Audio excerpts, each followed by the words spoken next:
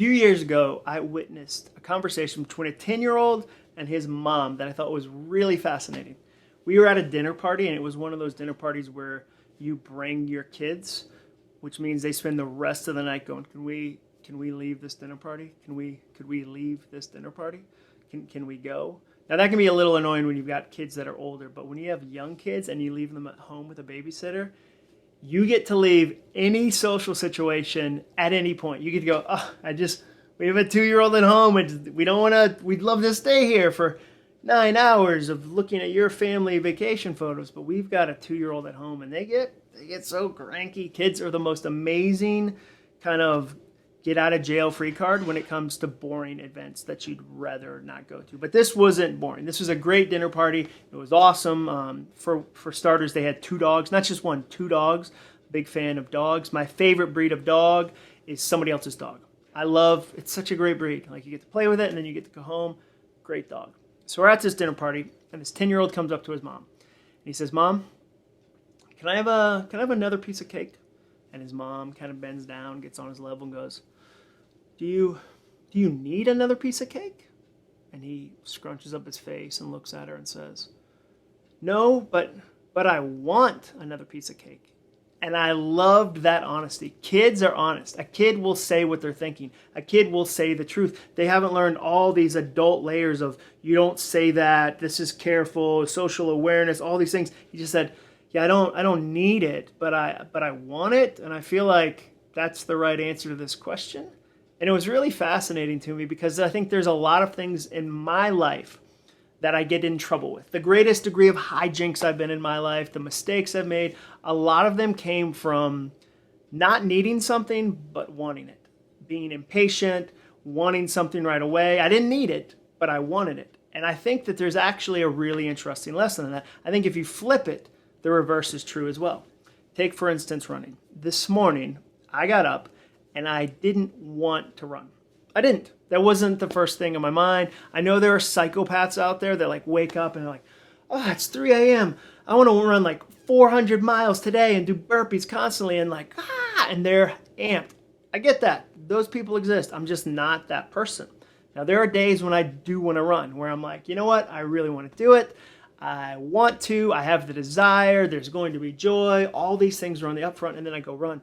But a lot of the days, whether it's writing a book, whether it's doing taxes, whether it's doing business meetings, all these things that if I look at them and go, do I want to do that?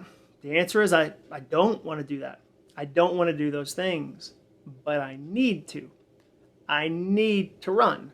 I need to take care of my business. I need to get down 1,000 more words on my book. I need to move some of these goals forward. Why? Because I might not have the daily want, the tiny want, but I have a much, much bigger want. I want a published book. I want to be in shape. I want to get my business where it needs to be. I want to grow revenue over a long term. The problem is when we look at our daily want, our tiny want, our morning want and go, okay, today's want, should we do this?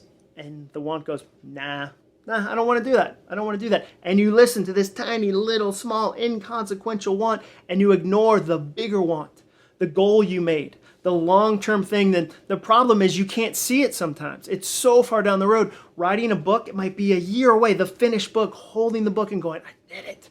Losing the weight, feeling in shape, fitting back into that pair of jeans from your wedding, whatever your long-term goal is, that want is bigger, but it's often really quiet. And we overlook at the tiny little daily want and we ignore the bigger want. And so I think you can double your goals, double the goals you actually achieve. If in the day you'll listen to the need. Listen to the need. Okay, I might not want to do this, but I need to do this. And then focus on the big want, the long-term want, the thing that's down the road. Don't listen to that daily tiny little want because it's small, but it's really loud.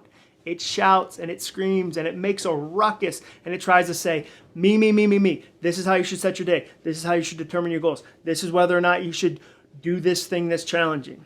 I want you to retire that daily want, that tiny little want. And I want you to instead use the word need. I think if you'll focus on need, I need to run. I need to work on my business. I need to write my book. I need to connect with my family. I need all these legit great needs that, by the way, you agreed to when you created the big want. When you sit down and go, I want a big business, I want a book, I want to be in shape, I want to get out of debt, I want to pay off all my debt. When you come up with a big want, it automatically starts to create some needs. If I want this big thing to happen, if I want to be out of debt, I got to tell myself no some days. I need to tell myself no. A huge want generates daily needs. But the problem is we listen to that daily want. So ignore the daily want. Focus on the daily need and obsess about the huge want that's way in the distance but might be really quiet right now. Thank you so much for watching this video. Please make sure you hit that bell so you don't miss another one. They won't all be filmed in this chair that looks like it's from Pee-wee's Playhouse. If you're my age, doesn't this look like a chair that's gonna like start talking? I forget the name of that chair. Maybe it might have just been Chair. That was a really weird show. Not as weird as Beetlejuice. That movie was terrifying. That movie, I can't watch it again. That movie was terrifying to me. But hit the bell, subscribe, and please hit like. Thanks for watching these. I'll keep making them if you keep watching them.